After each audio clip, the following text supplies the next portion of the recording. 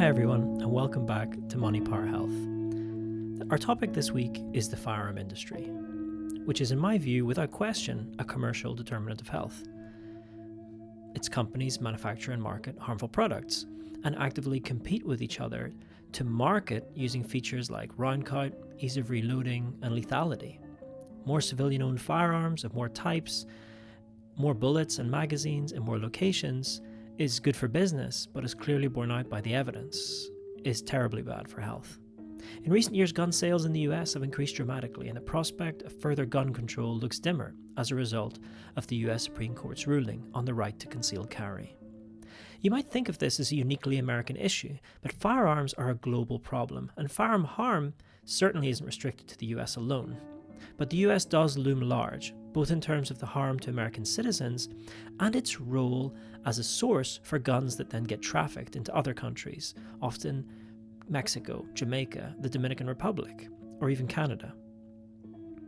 In public debates and discourse around firearm-related harm in the US, the main figures that dominate are political figures, including the NRA. The industry itself, in my view, receives far less focus.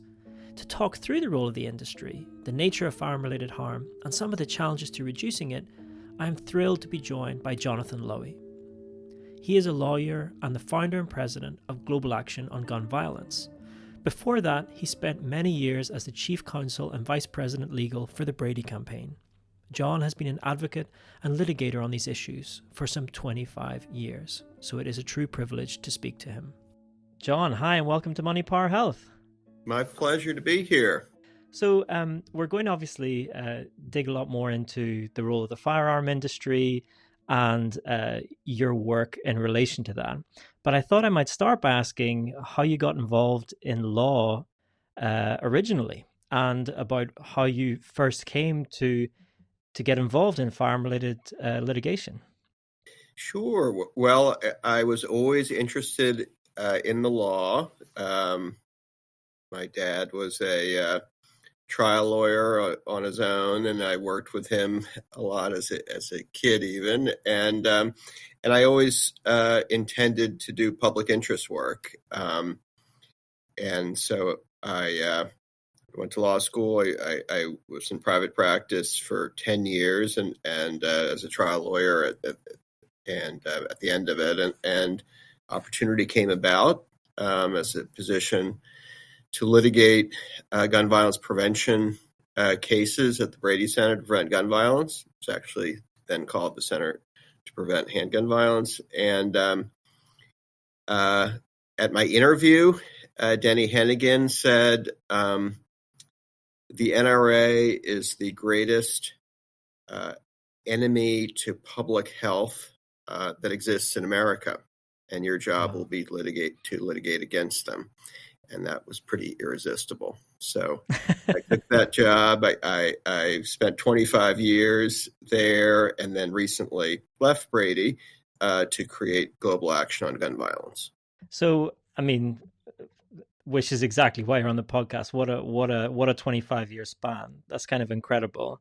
And a lot of our listeners are not from the US. And while I spent some time there myself and did some research on the firearm industry, most people haven't. So please bear with me if some of these questions seem a little simplistic. But if you could tell us a little bit about the Brady campaign and what exactly it was that you were working on there. Like, what goes into that kind of litigation work? Who are you working with, and who are you working against? Sure. Well, I mean, first, I think it's important to understand why there is strategic litigation against the gun industry. And basically, the conclusion that was reached by my mentor, Denny Hennigan, over 30 years ago, and others at the Brady Center, was that the gun industry has such political clout in the U.S. government, the U.S. Congress, that it's just extremely difficult to get laws passed. I mean, the best example probably is universal background checks, that under U.S. law, when licensed gun dealers sell a gun, they have to do a background check. of the purchaser. However, people who are unlicensed, myself, are allowed to sell guns. And we don't have to do a background check. We don't have to have any records whatsoever. We can, literally, felons, terrorists, anyone could buy all the guns they want from an unlicensed person with absolutely no record, no background check. That's completely legal under U.S. federal law in most states. And yet 90% of Americans think there should be universal background checks. You have an issue that may be one of the most popular public policy issues in America among the American people, yet it is not the law of the land. I mean, that shows the clout of the gun industry. But because of that clout, they thought, we want to operate in a place where there is less or no political clout, and that's the courts. And so the idea was created to do strategic litigation directly against the gun industry. And that's what I did for 25 years. I'm doing to some extent now, which is a lot of it is representing victims and survivors of gun violence where gun companies did something wrong to contribute to that shooting. And sometimes it's the manufacturer, sometimes it's the dealer, sometimes it's the distributor, sometimes another entity. And we would bring a lawsuit against them, claiming that those companies were negligent. There's other theories as well, but basically a lot of it's negligence, which is a failure to use reasonable care. Manufacturer, you didn't use reasonable care in how you made the gun, how you sold the gun, and you contributed to this shooting. And then we also represented cities, many cities around the country, New York, Boston, San Francisco, Los Angeles, and others, in lawsuits against the gun industry as a whole on the argument that the way they distribute guns supplies the criminal gun market. And that's negligent. And that causes a public nuisance. And so, therefore, they should be liable. And these lawsuits can, one, require these companies to pay damages, which creates an incentive for them to act more responsibly. Sometimes it can force them to institute more reasonable business practices, either through court order or through a settlement. So that's, again, been a lot of my work for over 25 years now. Wow. I'd love to dig into this a little bit more. First, just a reflection, which is that for someone outside the US, what is appropriate care in terms of a manufacturer might be very different to what the legal standard is in the US. I mean, to my mind, sitting down and saying, I'm going to design a 50 caliber semi-automatic sniper rifle that's legal for citizens to use, that already seems like not exactly taking, an appropriate duty of care. I think almost wherever you were outside the US, that would seem to be the case, right? So I guess part of this is having to nail down to very concrete definitions of responsibility and the limits of responsibility, right? That's exactly right. I mean, and you have to deal to some degree with the low bar of U.S. law, because there have been some cases decades ago, for the most part, that would say it's negligent to make and sell assault weapons because those are really intended for mass killers and not really anyone else, or it's negligent to sell Saturday Night Special handguns because those are for criminals. Those cases almost all failed because courts held, like it or not, that's legal in America.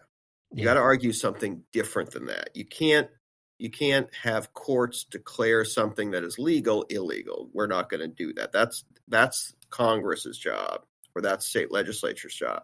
So as a result of those sorts of decisions, we had to argue in our cases, and still do to some degree, okay, you're allowed to sell assault weapons. You're allowed to sell 50 caliber sniper rifles that can shoot down helicopters to an 18-year-old. And I know that's insane for anyone else in the world, but that is the law of the United States. But if you're going to do that, our argument is, you have to use reasonable care. In fact, you have to use incredibly reasonable care if that's the sort of weapon you want to sell to the general public, knowing that there's very little legal restrictions. And that's been a powerful argument, and that sort of framing has been very successful, and we have had a lot of success over the years. Now, we'll get into that. What happened in 2005 is that then Congress and the gun lobby infected the courts and created a special immunity law for the industry. So, our vision of going to this judicial system that is about justice and uninfected by political clout turned out to be not, so correct because of the law that was enacted. But that's changed the course of litigation somewhat and limited liability for the gun industry, but not completely. And we have continued to have some success. So I have to, if you don't mind me asking, I'd like to ask a slightly more personal question, which is that a lot of the people listening are, fairly early on in their careers. Quite a lot of them work in advocacy all around the world. And so they know what it's like to be working on something against the odds with limited resources late into the night, sometimes with people who've been personally affected by a political issue, and that's why a particular issue, and that's why they're in that particular fight. But it strikes me that firearm litigation is way out on the extreme end of that. I mean, you're meeting with and dealing with people in extraordinary circumstances who've had incredible loss, shown incredible bravery to stand up to insurmountable odds, legal odds, and even, perhaps facing social stigma and all kinds of other barriers, right? I mean, could you reflect a little bit on what it's like to go through that process with them again and again, sometimes to win, and what it feels like when you win in something like that, and what it feels like when you lose? Sure. Well, I'll tell you, a lot of people have said to me over the years, how can you work on the gun issue in the United States for such a long time? Because it's so depressing, because, you try to push that rock up the hill and it keeps rolling back. You don't make progress. But for me, in the courts, we do make progress. We have made progress. I think that the global international action that we'll talk about, I think, is going to make even more progress. But to me, working with victims and survivors of gun violence is extremely inspiring. These are just extraordinary people. As I say to my clients, every year in America and the United States, over 100,000 people are shot. Of those people, there are parents, there are siblings, there are good friends. So that's 1 million people shot every decade. And then you include the family and friends, you're talking tens of millions of people every decade, pretty directly affected by gun violence in the U.S. Of those millions, there's really only a very small handful that takes action, because of that tragedy, that channels their love and their grief into action to prevent the next shooting. And I don't begrudge the people who don't take action. They've been through far too much already. But those who do, and some of those are the ones that I represent, to me, are heroes in the real sense of the word, and are just very inspiring. So personally, to me, that's a very positive experience. And I think for them, it's very empowering to have, the loss that they've suffered or the injuries that they've suffered, can lead to some good. And I think a lot of them feel that. And when you say, how do you deal with the litigation? How do you deal with the loss? To me, there really aren't any losses. I mean, when we always succeed in something. Bringing a Mm. case, just shows what's going on, how the gun industry is contributing to gun violence. The story of a victim elevates that story. Even if you lose in court, that's important. I had a case years ago, and we did lose in court. But as a result of the case and the attention, it led to legislation in California to require safety features, which would have prevented the death of this boy who was the son of my client. So, there's always something positive that can be gained, both publicly and also personally for the families. And I do think certainly most of them, if not all of them, feel that way. Wow, that's amazing. Just thinking about all the stolen moments you must have had talking about this kind of thing and reflecting on it with people like that. It's a pretty amazing journey to have been on. Yeah, I'll tell you one. There's a case I had. We went to trial, and we were when you're arguing for damages, it's always hard to quantify loss. This case, in fact, was the first case I worked on at Brady, and it involved the 15-year-old boy who was killed. And I talked to the jury in closing argument about how do you quantify the loss of a child. And I said something like, think of one moment. Think of the routine where your son comes down to breakfast and he asks for cereal, and you get the cereal, and you sit down and you serve him cereal and milk, and you sit down with him. Think of that just rather small moment that you generally don't even think of as a great moment. And imagine that's taken away from you. And now multiply that by all the moments in a day, and by, in this case, 60, 70 years. That's the loss that you suffer. So when you mention stolen moments, that's exactly right. Wow. Oh, thanks so much for sharing these quite candid reflections, Jon. It really helps paint a picture both of how much work goes into these kind of things, but also how rewarding and motivating it can be to do them. I mean, it's amazing. And you talked a little bit about firearm-related harm and the scale of it, but looking back at some of the work you've done, you've extended that even further. That firearms don't just cause harm. The firearm industry doesn't just cause bodily harm, but it's also a risk to governance, to the functioning of states, to the ability to police effectively.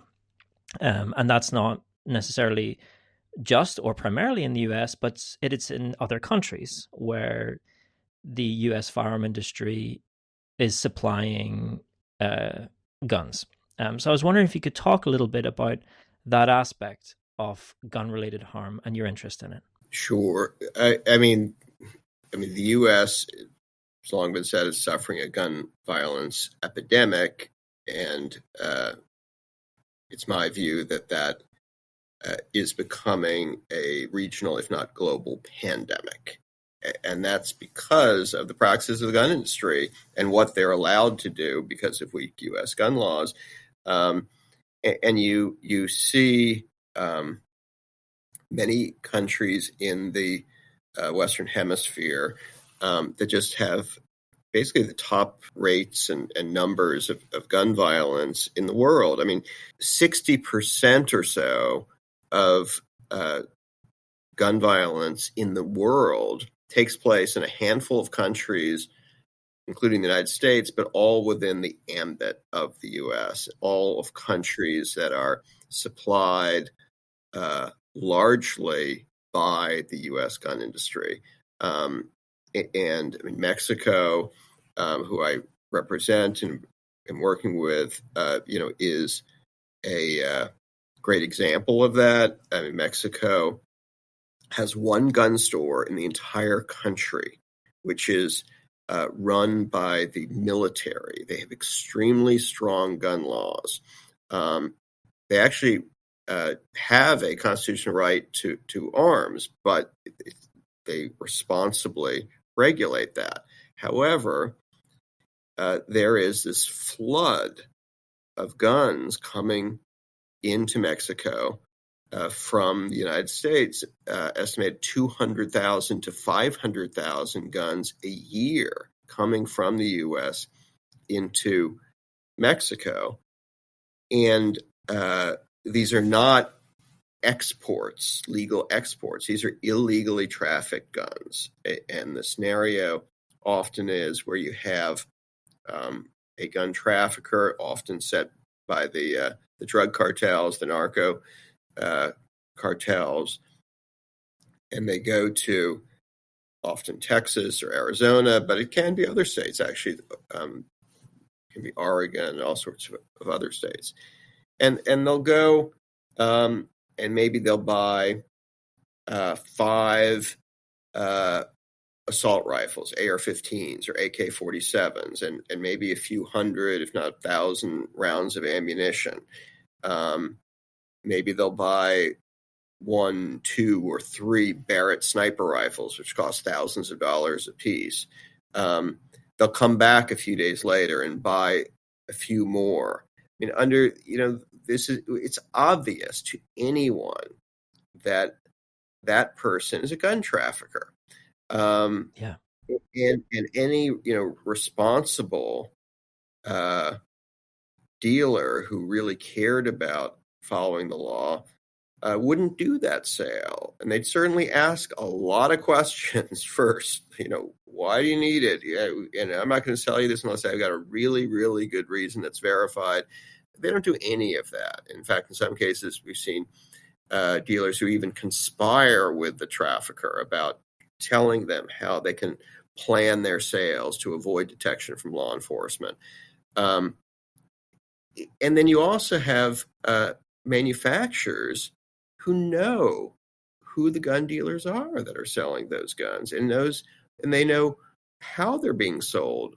And those manufacturers could decide not to supply them, and could say, if you're going to sell my guns, you're going to do only, 1 gun per purchaser per month, maybe, and you're going to ask these questions. And manufacturers don't do any of that because the whole industry wants to make money off the gun trade, and they know that those guns are, in this case, heading south across the border.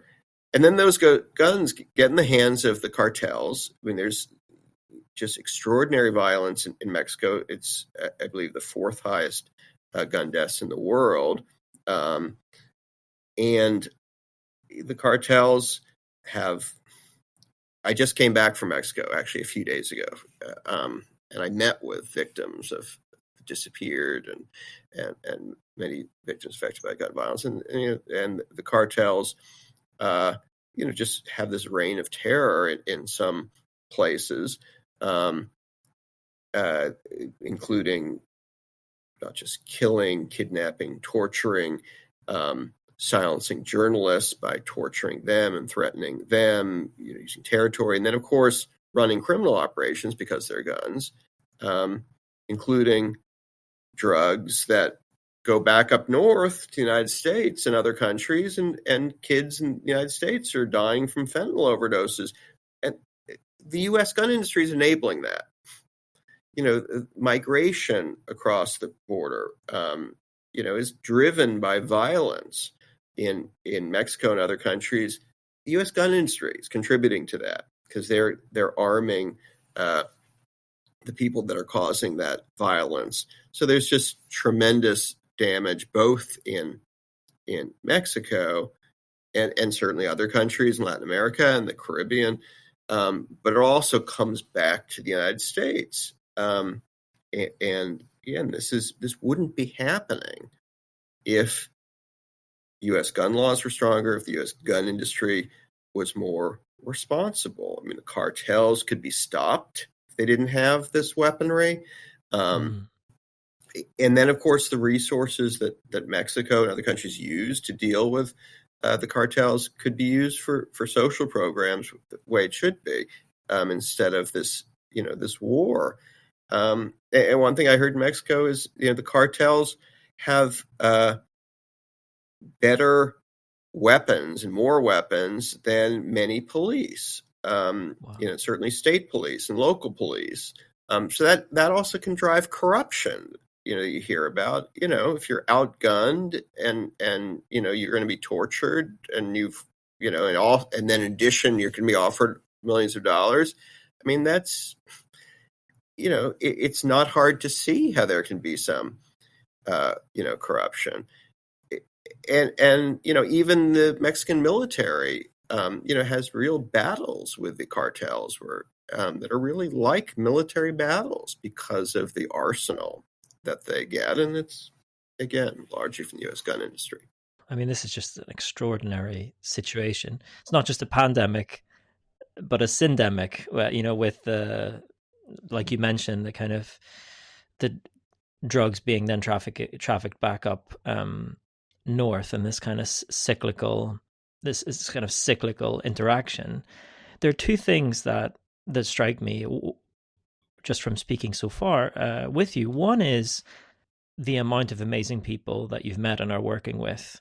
And I actually read a post from your recent trip to Mexico where you kind of summarized it as, a beautiful country with extraordinary people in an unimaginable situation, in an incredibly difficult situation.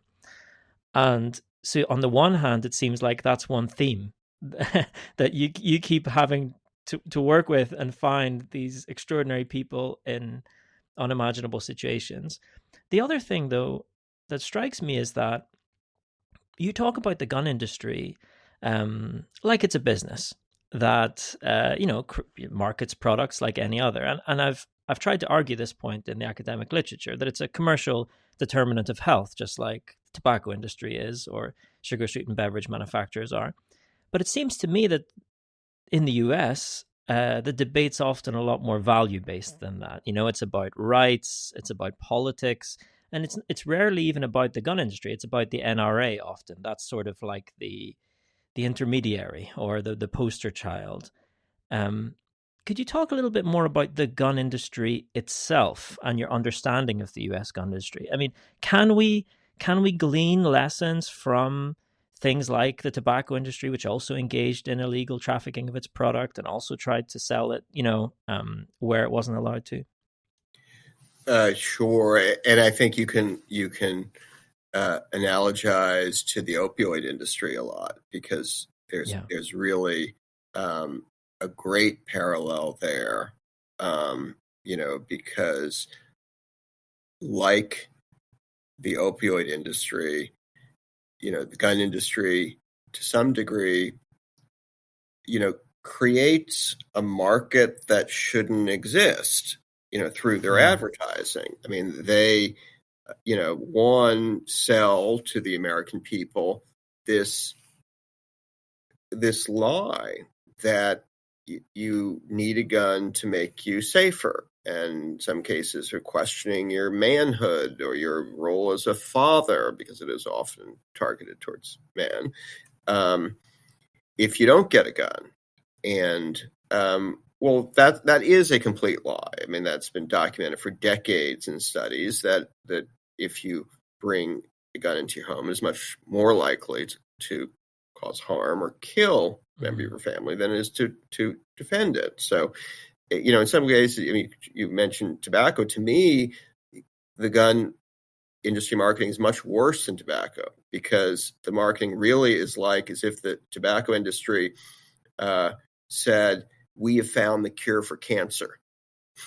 Yeah. Cigarettes. Now they didn't. I don't think they went that far. Maybe they did way early on, but for the most part, they didn't do that.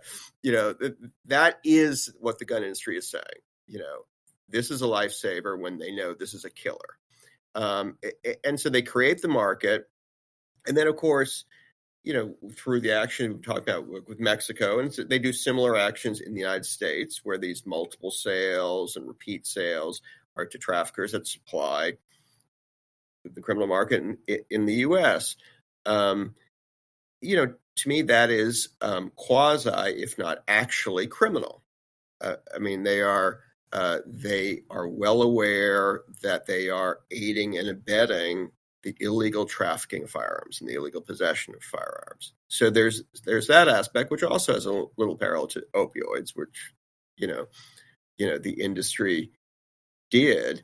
And then you mentioned the values. I mean, that is something that I think the industry really sort of takes advantage of, and that's also a lot fictionalized. I mean, the idea of sort of America was founded at the barrel of a gun. I mean, that's a lot of that is nonsense. It's fiction, and Saul Cornell and Adam Winkler and others have written about this. I mean, Adam Winkler in his book Gunfight has a picture of I think it's Tombstone, where the old cowboy towns, where there's a shootout at the OK Corral, I believe.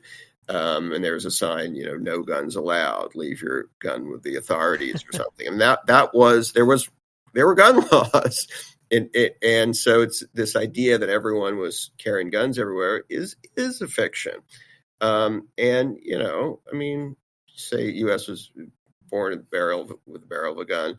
I mean, tons of countries were to some degree. Right? I mean, that's not unique to the United States. There were revolutions, and so this is all lies and fiction and created, creating markets that shouldn't exist and supplying illegal markets, and that's what the industry is doing. I mean, and then this idea of assault weapons, where there's massive pushing of assault weapons. No, the only people that need assault weapons are mass killers. This is a fact. I mean, yes, somebody can quote unquote have fun shooting assault weapon in the desert at tin cans, but you don't need to shoot a tin can in the desert. You certainly don't need an assault weapon to do it. So that idea, and then we've just seen just in recent days in the U.S. There's now a movement from some in Congress to make the AR-15 the national gun of the United States of America, to sort of make it a sacrament, to make it a national symbol with the flag. I mean, that is such an obscenity to victims and survivors, but it just shows the length that is taken to, again, sort of create this fictional need and affinity, with this gun, where actually, I mean, gun owners and their families suffer a lot from this as well. I mean, one, from what we know will happen is that their children will be shot and killed, many of them, because the gun was brought in the home.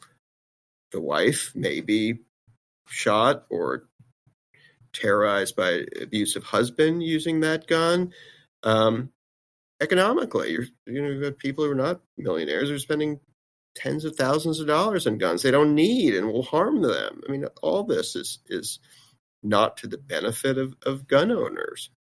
Well, it doesn't seem to be even historically that consistent. So, I mean, if you look back at handgun sales going back decades, or assault rifle sales, these are relatively recent in American history, right? And the explosion, especially of concealable handguns, high capacity concealable handguns, is really a relatively recent phenomenon, and it doesn't seem to have been driven by any kind of inherent need or anything like that. But from my reading, it's a case of companies competing on lethality. Saying my gun can reload faster, mine carries 15 bullets or 17 bullets, that kind of thing. So it's like this perverse incentive to sell more guns of more types with deadlier ammunition to more people, right? That's exactly right. And the industry certainly designs for lethality and for the sort of the next thing that they can sell to people. But at the same time, there are safety features which would prevent many unintentional shootings. In some cases, would prevent the transfer of guns in the criminal market. personalized gun technology, smart gun technology, even lower tech internal locks, which are clearly feasible and have been done. All these things, if you did them, would prevent unintentional shootings, some suicides, make guns, it would limit the criminal gun market. They don't do that. And that's another, sign of gun industry cloud. I mean, firearms are the only industry in the United States that is exempt from product safety oversight. So for literally every other product, if you do not have feasible safety features that would save lives, the federal government will say, you have to do that. We're going to recall the product if you don't. Guns is the only one. BB guns are covered by product safety regulation. Wow, seriously? Seriously. So the federal government can require safety features for BB guns. Exact same parallel safety feature cannot be required under federal law for real guns. So, gun industries, again, only product that's is the only product that is exempt from product safety oversight. It's the only product that has special protection from the for gun liability and a number of other protections. I do want to end by talking a little bit about your most recent initiative and that strategy and how it complements the work you've done so far, but approaches almost the gun industry from outside the US. But first, I just wanted to get a sense from an advocacy perspective. It seems to me that gun-related harm in the US is on the increase. I mean, in the last couple of years, it's become the leading cause of death among children and young people, exceeding that of road traffic accidents. Availability spiked in the couple of years during the COVID pandemic and soon thereafter. It seems that from the level of data and trends that it's not going in a positive direction. Do you think that there's a sense of that the numbers have become almost unfathomable to some degree? I mean, certainly when I present them to audiences outside the US, there's this sense of shock. Here in Scotland, they still remember the last school shooting in the 90s. A lot of people were affected directly by it. It's a small country. And you mention its name now, and you can see the memory in people's eyes. You can see that they remember it even now. And then when you say that think of that, but think of 4,000 deaths like that a year, people just can't even comprehend it. Do you think that we've gotten to a point where the numbers and the trends are just, they almost are hard to make count from an advocacy perspective in the US? Yeah, I think there's a lot of truth to that, and there's certainly sort of information and casualty overload. The brain can only consume so much information, so much space, particularly with the fast-moving media cycles. I mean, so you literally, and then of course the frequency of mass shootings. You can have even a major shooting, and then it's overtaken by news of another major shooting a few days later. But if not, it's overtaken by something else, and it becomes old news, certainly within a week. An issue that any other country in the world would be remembered, as you say, 30 years later, is literally forgotten 14 days later in the United States, if not 3 days later. And some of it, I think, is just, sort of emotional, psychological necessity of how do you function in a place where this happens, which, all gets to what I think we're going to talk about next is what my new venture, Global Action on Gun Violence, which is, I felt after working on this issue in strictly domestic U.S. efforts,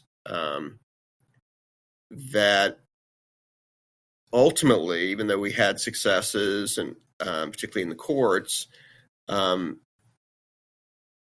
we just needed something more and something a lot bolder and new to address gun violence in the U.S. And part of it is strategic. To me, but the two of the three major obstacles to gun violence prevention in the U.S. are one, the captive Congress, the impact of the gun lobby, two, the out of control gun industry we've talked about. The third is hopelessness. The third is the belief that nothing can change in the U.S. And I think we need to tackle all three of those, and that's what I'm hopeful that we can do through an international effort, which my organization, Global Action on Gun Violence, is a part of. So let's talk about Global Action on Gun Violence. It launched, as I understand, late last year, and you're explicitly seeking to provide support for litigation and advocacy efforts for countries outside the US to deal with gun violence. I mean, could you tell us a little bit more about what that support entails, who is involved in it, and I guess what your vision for the organization is as it evolves? Sure. And there's more than litigation, but let me focus on litigation, which is certainly a major priority of Global Action on Gun Violence. And the best way to tell it is major case that we're working on now, or two cases, is on behalf of the government of Mexico. So we are representing, along with others, the national government of Mexico, one, in a lawsuit against the major gun manufacturers, in this case we filed in the United States, arguing that the manufacturers are responsible to a large degree for gun violence in Mexico because, one, how they sell and distribute guns through this dealer network and using repeat sales and bulk sales is negligent, and it's unlawful. It's aiding trafficking, and it certainly arms the cartels and causes harm. And also their design and marketing of assault weapons and sniper rifles also is negligent. And in that case, we also have another case on behalf of the government of Mexico against gun dealers in Arizona, and those we outline in the complaint. A lot of these sorts of scenarios that I've talked about of dealers repeatedly selling multiple assault weapons and hundreds, if not thousands of rounds of ammunition to people where any reasonable person would know those are traffickers. Particularly if you're along the border, you're pretty confident those are traffickers who are heading south to arm the cartels. So that's an example, and it's appealing and has great potential for at least a couple of reasons. One, what the government of Mexico has done is something that no other country in the world has ever done before, which is take on the gun industry in court. Yeah. We in the U.S. have been pushing the U.S. government to do that. The Clinton administration back in the 90s thought about it, talked about it, but didn't do it. And no one else has come as close. So that's a big action, and it elevates this issue of U.S. gun industry culpability. But also as a legal matter, I talked about this special protection law that exists in the U.S. that shields the gun industry from some liability. There are legal arguments, which I'm not going to go into in detail here, but happy to others, which are strong, that because Mexico's case involves harm that occurred outside of the U.S., that protection law does not apply. And if we're right, and I think we are, then the U.S. can be subject to greater liability for actions brought by other countries or people in other countries than you could in a purely domestic case. We also are counsel in a case in Canada, which is brought not in the U.S., but in Ontario against Smith & Wesson for victims of a mass shooting in Toronto. Now that case, because it's brought outside of the United States, there's no debate that the special protection law does not apply. So there, if we succeed, we can get reforms and liability would be very difficult to get domestically. So, those are sort of tangible reasons why this strategy, should be more successful than what we've seen, domestically. But then there's other areas of work that we are involved in, including international human rights, which there are scholars who've talked about it, but we're sort of taking it to another level. And that has great potential because, of course, we haven't talked about the Second Amendment and the way it's being mangled by this extremist Supreme Court that's elevating this right to guns. Well, in the human rights realm, there is no right to guns. There is, however, a right to live, of human beings to live. Now, I've argued that under our Constitution in the U.S., there's also a right to live, and that's the proper construction of the Constitution. I'm not sure if this Supreme Court would agree with me, but human rights realm, there's no question they do. So there's a lot of potential there.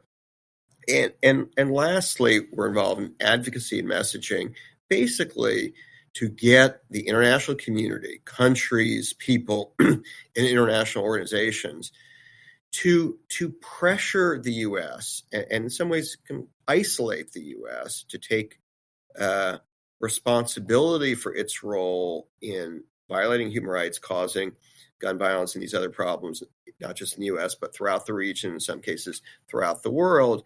And those are new pressures that the U.S. Has never had to deal with. And it's not, it's not really the idea that the U.S. is going to be shamed into feeling bad and wanting to do it. But there are tangible results to countries putting those pressures on.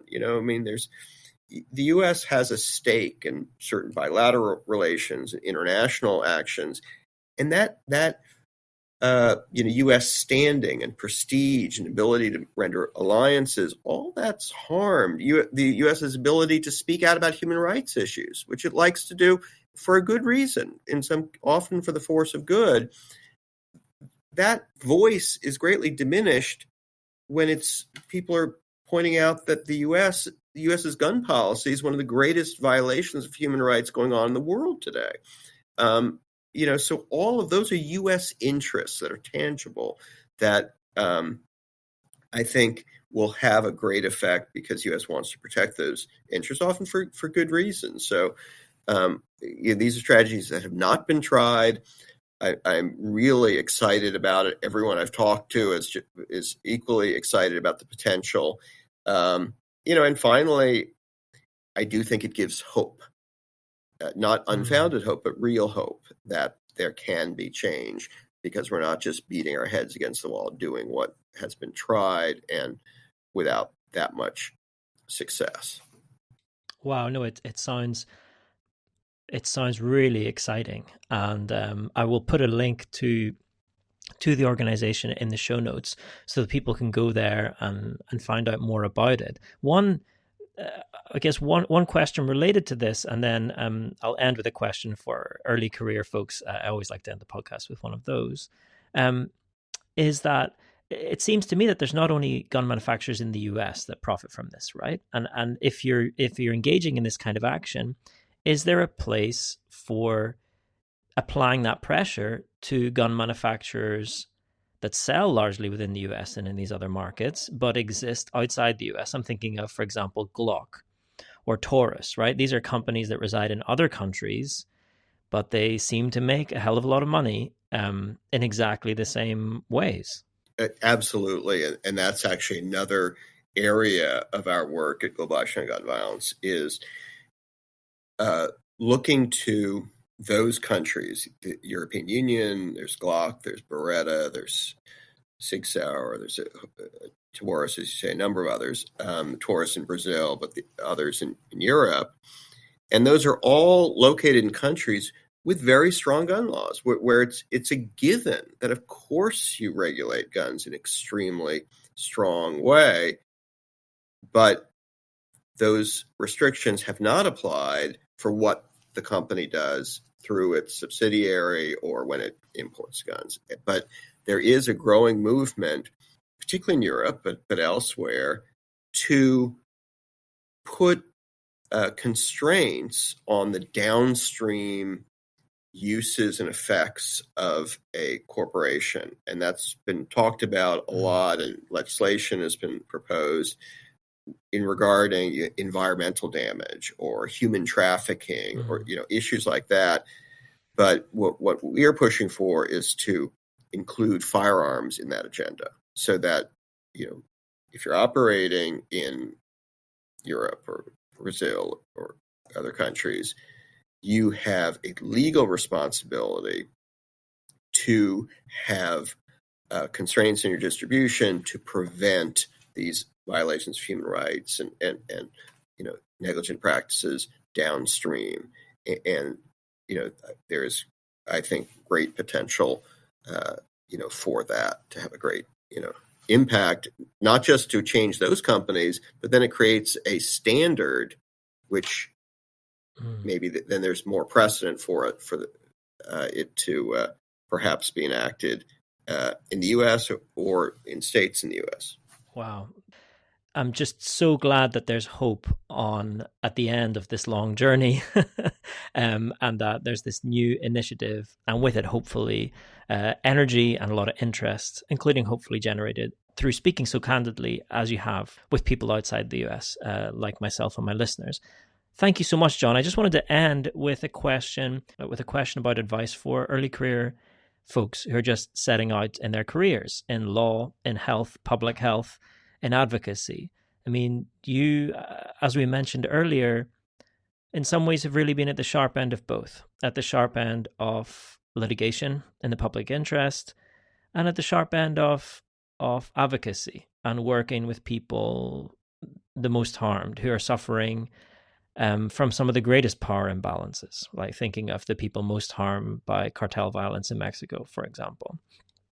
What advice do you have for people starting out? I mean, what advice would you give yourself if you could go back and advise young Jon just as he graduates from law school? I'm going to shift to the advice to the others, because I think, looking back, I'm not sure if the advice to myself would be different, because I'm happy with this path. So what I would say to others is, in candor, there's always more money to be made in the private sector, and certainly in the law. A few years ago, I settled a case on behalf of a victim, and in the U.S., if you took a case like that, you would get a percentage of the settlement.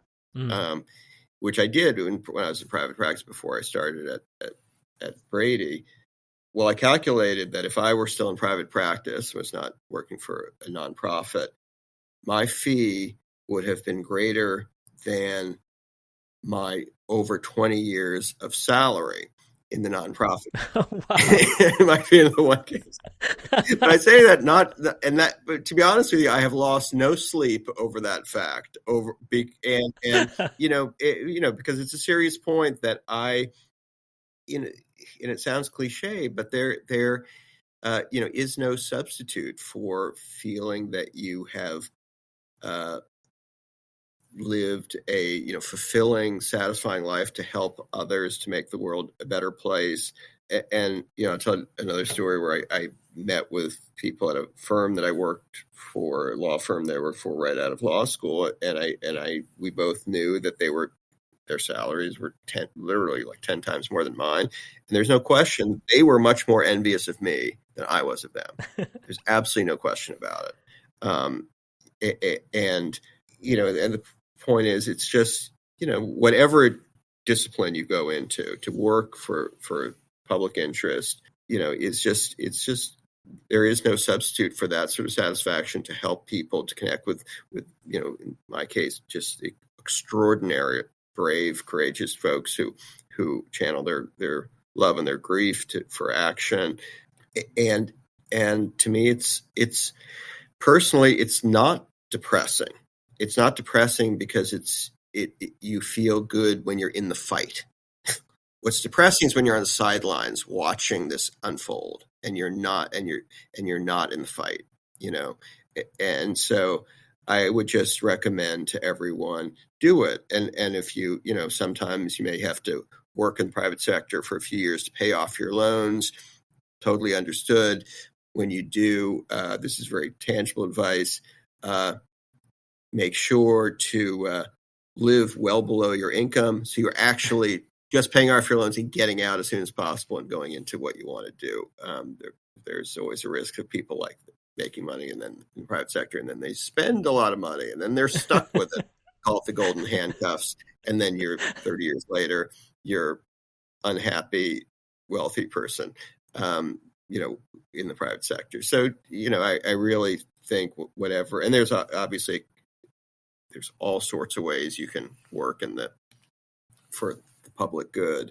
But, to the young people, I mean, maybe they don't like hearing this, but I think they're the ones who are going to save us. I think that this generation is, certainly for my children, are so much more socially conscious than others. So I think that they don't need a lecture from me, to be honest with you, to do this. And that's some advice. Thank you so much, Jon. What a great way to end it. A message of hope, and I totally agree. I think the future is in a lot better hands. Thank you so much for joining me on the podcast, and very best of luck with everything that you're doing. I look forward to hearing more about it. My pleasure. Thanks so much for having me. Well, that's it for this episode of Money Power Health. I hope you enjoyed my conversation with Jon Lowy at Global Action on Gun Violence. I'll leave more information on this organization in the show notes if you want to explore this issue further, along with links to some of our recent scholarship on approaching the firearm industry as a commercial determinant of health. I look forward to sharing future episodes of Money Power Health with you. In the meantime, take care. If you enjoyed this podcast, please consider leaving a rating. It helps other people find it. The music in this podcast was by Daniel Manny. You can find more information about his music in the show notes. This announcement was read by the very talented Charlie Manny.